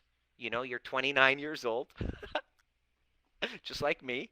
And so you've been doing it for, 28 years. You've been gaslighting yourself. So you're going to flick that wrist. So it's going to take you a few months. When I tell people, when you're starting your trigger proof training with us and, showing up on the calls, doing the work with us, it takes about 90 days for you to start getting consciously competent. You first start off unconsciously incompetent. Gigi is ER physician. Would you not agree that in, society standards, very competent individual in helping stitch something or, you know, remove a gunshot wound? No problem. But she's unconsciously incompetent at handling a trigger and gaslighting herself since childhood. Yes, you're 29. Exactly. And you look fucking fantastic. So it will take us, Gigi, and if you're in your head and you had a tough time with the overview because you're sitting still, it might take you a little longer. So in this case, in this type of work, your mind education actually works to our disadvantage. We have a tougher time because our egos have been so used to getting validation for our thinking, where this work is less thinking and more feeling.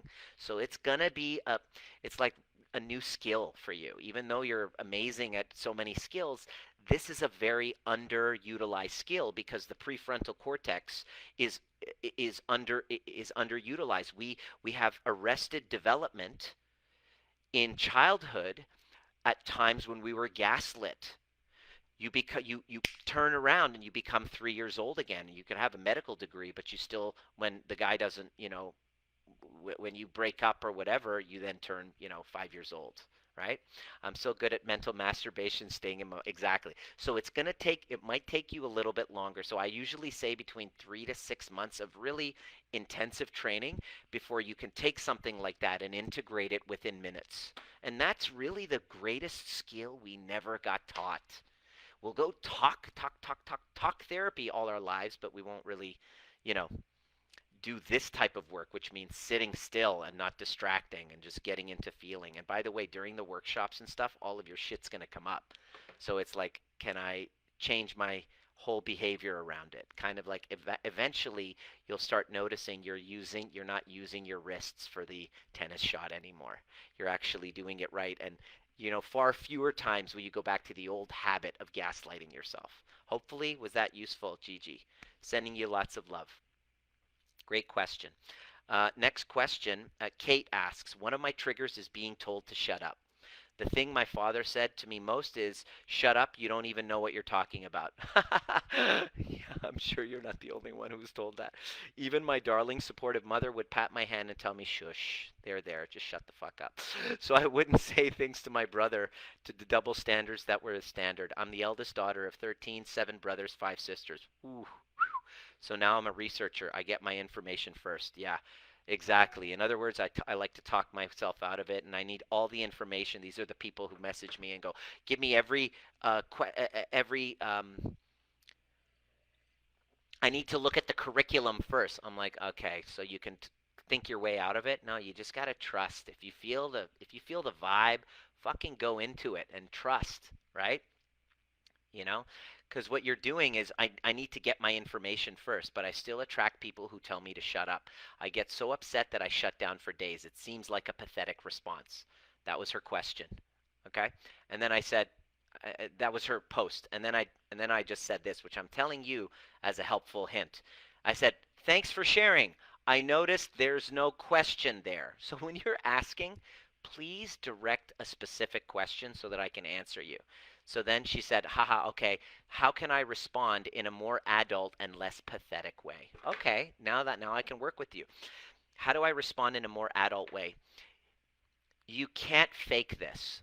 So what you're asking for me to do is tell you, what you're asking for me is, what do I say to people who tell me to shut up so that I can not respond in a pathetic way? In other words, tell me the content so that I can be not less pathetic. And the answer is, stop asking for this and go search after and rescue the context, which is your wounded inner child who was gaslit constantly from your parents, which you're not alone in. That's pretty much everybody in this community can resonate with you. So your work is to become trigger proof to your this criticism or this, feedback of being told to shut up, which reminds me of just last week, we had a group call in our intimacy upgrade program where we took our greatest criticism and we did shadow work on it so that when it showed up, we'd be less reactive. So, how do I show up in a less pathetic way and more adult is you can't fake it.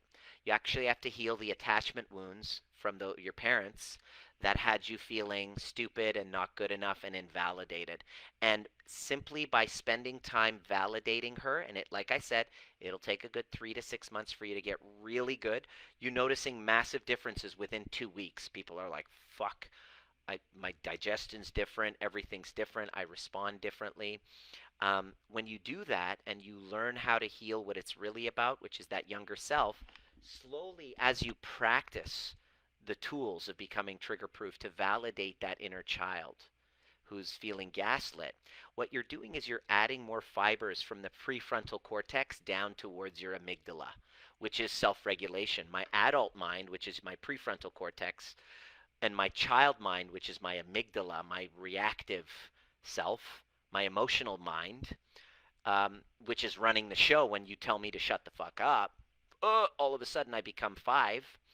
The more that I practice, my adult mind then sends messages. New fibers are laid down, neuroplasticity, rewiring, however way you want to label this, you're literally changing the formation of your nervous system to slowly train yourself to not be reactive, kind of like in the body, because you can't talk your way. You can't do, I'll tell you, doing talk therapy about it will not change your reaction, because soon as they say something, shut up, it's not a logical reaction. You literally turn fucking 5 years old, whose mother and father said, shut the fuck up. You don't know what you're talking about.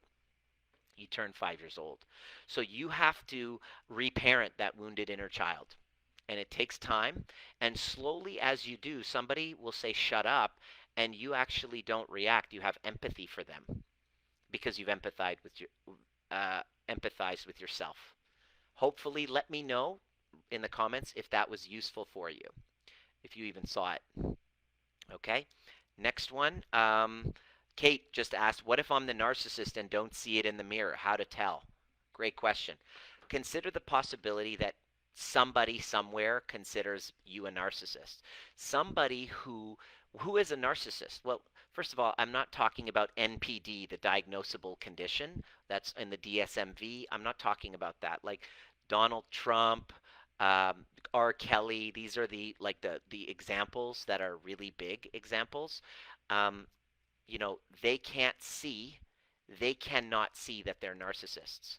So a key component of a narcissist is a lacking of empathy, a preoccupation with external validation, a lack of a sense of self that is a sense of self derived by getting external praise and validation, a deathly afraid, like, by the way, who here, like, I can see parts of me that's totally narcissistic, right? Preoccupation with external validation, guilty as charged. Um, Lacking empathy, oh, definitely. There's time, like, as I had my back pain, holy shit, I've never had back pain before. Imagine 20 years as a chiropractor, and I've never really had back injury or pain where I can't get out of bed. It's never happened. So I've never really been able to empathize with my patients. So after Dominic was born and Diana, had a back issue, I was just like, in my mind, I was like, come on, quit your fucking whining. Sometimes I notice myself, my ego, saying that when people are complaining about physical health issues. I'm like, could you quit your fucking complaining? Because I can't empathize with that. So yes, parts of me lack empathy, right? What else? Inability to handle criticism. This is an amazing, and how many of us can relate to not being able to take feedback? If you criticized me before, if there was any word that was said to me that I perceived a little bit critical, my ego couldn't handle it. I would become defensive. I would turn it around and gaslight and say, well, I'm not, selfish. You're selfish. Oh, you're just projecting. Oh, fuck you. Stop projecting on me. I use the work to gaslight other people, right? So I definitely have parts of me that are narcissistic. And how to tell if you're a narcissist is, here's the kicker. If you can't tell, if you can't see your narcissistic parts, then you are the problem. Then you are a narcissist. Yes, Bianca, 100%. Here's how you can tell. He goes, how to tell if I'm a narcissist? Well, if you're asking and you're acknowledging that that exists, then in that moment you stop being a narcissist, because a true narcissist cannot see it. They are so possessed by the narcissism, their ego is kind of hiding it. They can't see it. Everybody else can see it. Everyone else, we all can see, Donald Trump and R. Kelly, these are the big examples. Everybody else can see your narcissism, but you can't, which is the whole disguise of the ego. So just by you asking, you're on the path towards healing. And how do you undo narcissism? Because many of our clients reach out and go, fuck, I've been listening to your stuff and I realize I've been a covert narcissist. Here's another way you can tell if you're a narcissist. If you are a narc survivor and you keep pointing fingers at others who are narcs, and you can't see, and oh, I'm an empath. Here's another one, my favorite. Oh, he was a narc and I'm an empath. Empath being, I'm special. I'm different than others. There's no way that I could be a narcissist because I'm an empath. Jeff Foxworthy. You might be a redneck. You might be a narcissist. Often, empaths, what I've observed, the more extreme are covert narcissists. Ouch, that might hurt, but I can back that up. Because if you feel criticized by this and you feel defensive and you want to say fuck you, I rest my case. Because once I've because I was that way, okay? I was my fiance okay, yeah, okay, I'm not going to read all that, Lois. Lois, when you're ready to do the work, I've seen you for the last year. When you're ready to do the work and get over your fears, and rather than just watching Facebook Lives and face your fears, you're going to see a massive shift. I see a lot of lurkers here and commenters, and I never see them. They're asking questions. I'm glad that you're entertained, but showing up and doing the work is way different than watching this. An insight is great, but tomorrow you're going to forget. You got to show up and do the work. So, Lois, big love. I know you had, you pegged me there. Yes, exactly. Now, the second that you say you pegged me there, I can own my covert narcissist. Oh my gosh, I'm an empath. Oh, why do I keep marrying narcissists? Because you're a fucking covert narcissist. And I say that with the utmost empathy, because I am too. Everybody is until they go, shit, I'm being a narcissist. The second that I can own that, I can learn how to integrate that. And the reason why we turn into narcissists is because as children we were not validated. We were gaslit as children, so then we gaslight other people, and then we marry people and get into partnerships that mimic those gaslighting. So we marry our parents who are narcissists. And then we're like, I'm an empath, he's a narcissist. Narcissist, narcissist, narcissist, narcissist, obsessed with labeling the narc, victim, victim, victim, poor me, I'm such a victim, I'm so innocent, I'm so innocent. Meanwhile, your kids are like, Mom, you're obsessed with this fucking narcissist. We never experienced you. You don't have any empathy towards us because you're so preoccupied with getting the validation from someone who has no ability to validate anyone, including himself. And the cycle continues. And so when I see, and I really am asking you, uh, as a community, to let's get together, and somebody who comments, because you're going to see it tomorrow. Not everyone's going to watch this. You're going to see this tomorrow. Someone's going to go, help, I need some advice. Drama, drama, drama, victim, victim, victim, victim, victim, victim, victim, victim, victim, victim. Help, what should I do? Any advice, please? Okay? Then all of a sudden, oh my gosh, he's a narc. One word, run. And I'm just like this. From somebody who I kind of click on their thing to see, all right, are we getting advice from somebody who clearly has some indication of a healthy relationship with themselves, a healthy family? Nope. Rarely do you get this kind of run advice from somebody who's in a real healthy relationship. So please watch for who's giving you this shitty fucking advice. Oh, I would suggest you talk to a counselor. He's a narcissist. I've been doing therapy for 20 years.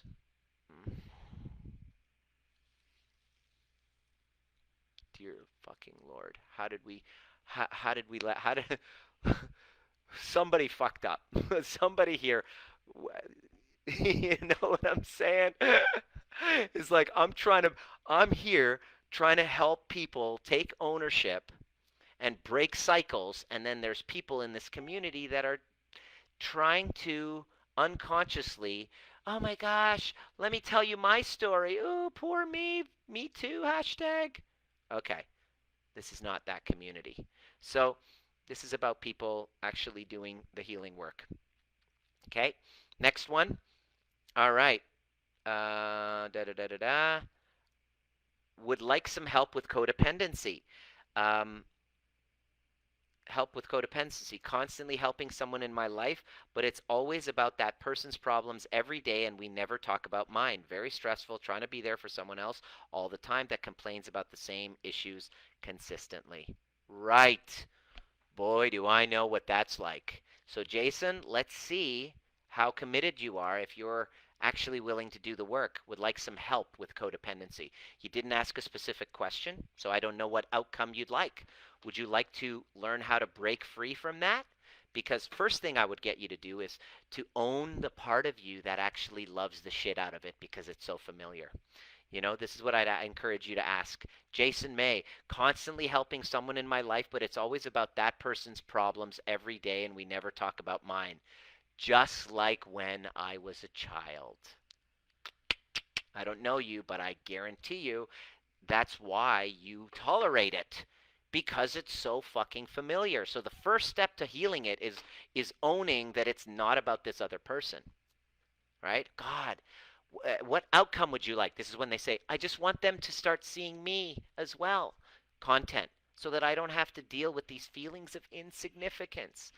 Your answer to breaking free from your codependency is to address, stop looking at your other partner, and to start realizing that your partner is actually a reflection of you. You know, always that person's problems every day, and we never talk about mine. Just like when you were a child, and just like when rescuing other people's problems, here's the next step. Number two is to acknowledge that rescuing other people's problems is how you get your sense of validation and importance because you don't know how to validate yourself. And I'm not saying this personally to you. I'm saying this for all of us who go through this at some point in our lives, is that we don't feel significant enough and worthy and desirable enough and deserving enough to have someone listen. And so we just keep tolerating it, you know? Once you do the healing work and the inner healing where you learn to validate yourself and rescue that inner child who was never seen or heard, what ends up happening is you start dating, and then you go on maybe 2 dates, and then you notice a pattern, and then you see that that person never really asks about you, and then you'll actually go like this, Jason. You'll be like, listen, it's been a couple of dates I've noticed, and I'm having the feeling that you never really ask about what's going on, and what that does is that it gives me the message that I'm not important. You'll confront it, and then without making anybody wrong about it, and without being overtly like angry and reactive. You say it in a very loving way, or you sense it and you're like, this person, you've tried to communicate and it's just not in them. Naturally, you'll be like, this isn't for me because I deserve more. So you're treated exactly to the degree that you deserve. You don't get what you deserve, you get what you'll settle for, what you think you deserve, right? You don't get what you deserve, you get what you will settle for, right? Because, of course, you're worthy and deserving of all the love in the world, but you'll only settle for that because deep down there's an insignificant little boy inside of you, Jason, that doesn't feel worthy of being heard. So how do you break free from codependency is to stop focusing on her and start working on healing those attachment wounds that have you showing up as a rescuer so that you can feel validated. Ouch. That hurts because I'm getting you to look inside at your shadows, but the truth hurts, but it will set you free. Beautiful, beautiful, beautiful. Awesome. That answered it. What do I want to say? Well, if what I'm saying is resonating and you have been kind of, um, you know, you've been lurking here and you've been pretending to do the work by telling your victim story, and you're like, all right, I'm done. I'm ready to actually heal this. There's a few different options. The first thing I want everybody to do, because it's ridiculously inexpensive, there's a link there to join Tribe. It's this Heal Thyself Tribe in Bali. I'm one of the guest experts. And so for just a small monthly fee, I think it's like, what is it, 60 Australian dollars, 60, 70 Australian dollars per month, you get to join their Tribe Premium, where you get workshops from amazing speakers that are in alignment with that stuff. I'm not sure anybody else, but you get one workshop of mine, which is 2 hours once a month. So those of you who are on food stamps or really, struggling because of COVID to make ends meet, we have this thing, which is a 2-hour group call where I do some training and answer questions specific to you, maybe do a hot seat. We don't go deep into the work. It's just a 2 hour group call, but at least it's a step if you're super duper broke and you're not in a position to invest anything, but you're like invest much, but it's a monthly fee and it's got a $1. Here's why it's crazy. It's got a $1 first month trial. So it's just a no-brainer for those of you there. Now, there's some others of you who are actually serious and who are willing to invest and make it work. I have another where is it here? It is the overview experience. I'll do the link right here. Breathwork and Badassery. It's coming up. You don't want to miss it. This is a monthly thing in this community, which is only 67 bucks a month. 67 bucks. And each month I do an amazing breathwork thing that is following a inner child meditation. Some of you've never done it, never connected with that inner child. You've tried it. You're like, and there's some resistance there. The monthly in US for that, I think it's like 50 a month. It's something crazy, and it's 2 hours of a group call. You got to turn on your camera so we all interact. It's pretty awesome. But then breathwork and badassery is 67 bucks. So this is for like, thanks to COVID, normally we just had high ticket coaching that was for people who were really serious, and I would be helping them, and they were ready. They wanted my help. They're done with the therapy. They've spent thousands already. And they're in a divorce, and it's like, how much is this divorce going to cost you? Oh, hundreds of thousands. Okay, well, I'm going to invest in healing. And not only that, fuck the money. I want to do this to break the cycle for my children. Because this isn't like when you do this work, it's not just about you. You literally transform your nervous system. Everybody you come into contact with, your parents, your children, your clients, everybody benefits. If you're benefiting from what I'm sharing with you right now, it's all the benefit has been on the other side of me going inside and owning my shit, owning my shadows that I was running away from. And so breath work is a nervous system regulation tool that you learn how to get into your body. Because if you have anxiety, chances are you don't know how to breathe properly. So having a breathwork practice and having it once a month where we as a community get together and we work through and get into our bodies and work through those emotions, I made that available for people who aren't in our community. Who just want to kind of lurk and they don't trust and I don't feel safe and oh my God, is this a scam? You're just a chiropractor. Okay, fine. All of those, you have very minimal risk. Now, there are some of you, and then the next thing that you want to come to really learn how to heal your attachment wounds and challenge yourself is the overview experience, which is once a month. It's a 5-hour training. Sometimes it goes a little longer depending on the shares. It's pretty badass. I don't know how to get it. Here it is. And you actually learn how to master these steps. Now, are you going to master it and become a wizard overnight? No. You're not going to be like a master overnight, but you're going to, there it is, right there. You're going to become much better over time. You're going to learn how to do it. You're going to, each time you do it, something deeper, you go even deeper. There's the link there for the overview experience. And then there's others, parts of you, who are like, fuck this. Like, I want help. I'm serious. I'm done pussyfooting around, and I want your help. I want to get on a call. I'm ready to invest and put skin in the game. I'm not just a lurker talking about it. I'm ready to face my fears. There's a discovery call application. It's right over here, and I will... And you have, what you do is, I want to hear your backstory, because then I'm going to teach you how to dismantle it. It's the one time you get to tell your backstory so we see it, and then over a period of 6 weeks, 3 months, whatever you need, because this is a priority, you're going to put your hand up and you're going to say, I want to break the cycle. The financial investment for the overview experience is less than 500 bucks. To work for the Intimacy Accelerator is less than 2,000. And to go even further to get one-to-one help is beyond that. And when you're ready to get help and say, I'm ready to be a cycle breaker, I'm ready to become my own hero, I'm ready to stop the countless hours, 10 years of psychotherapy, 20 years of psychotherapy, and just really go all in and do the trainings for becoming trigger proof, boom, awesome, new job paying off geo. It's going to be an expensive year, but I'm worth it. Because Bianca, it's not just about you, it's about your children.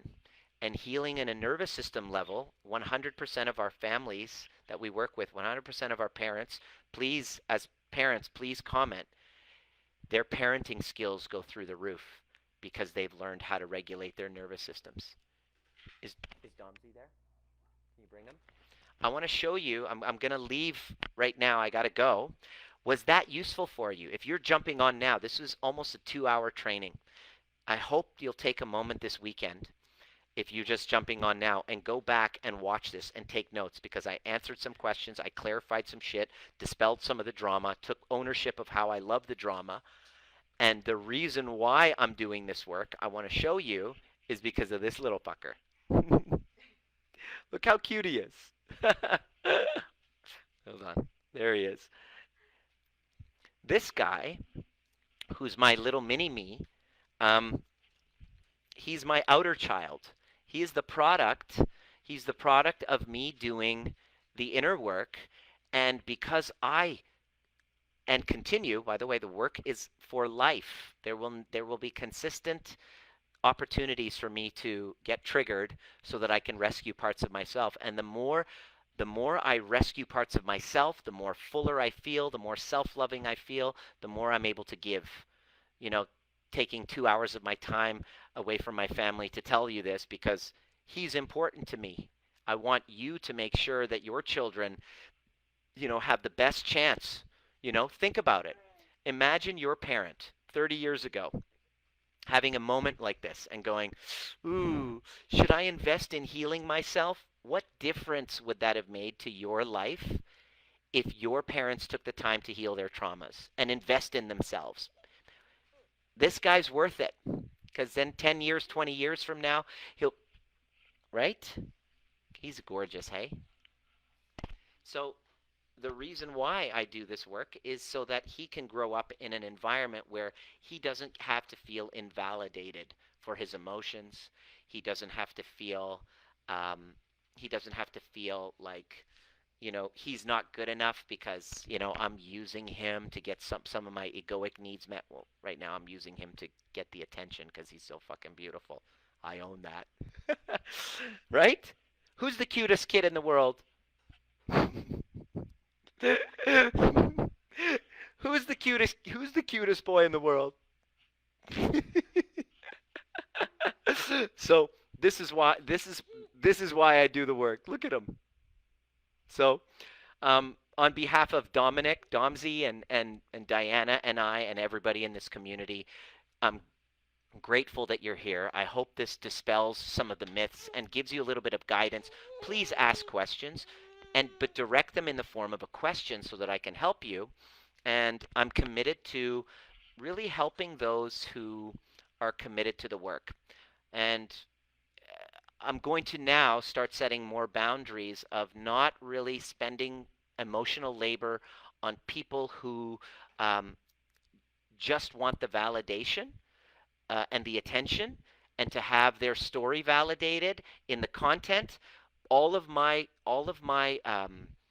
my guidance, because I don't like to give advice, all of my guidance is going to be on healing the context and looking inside. So if you find that invalidating and you just want to be validated for your story, this might not be the right community for you, and that's okay. I'm okay with that. You want to go labeling other people and talking about how everyone's an asshole except you, this might not be the right community for you.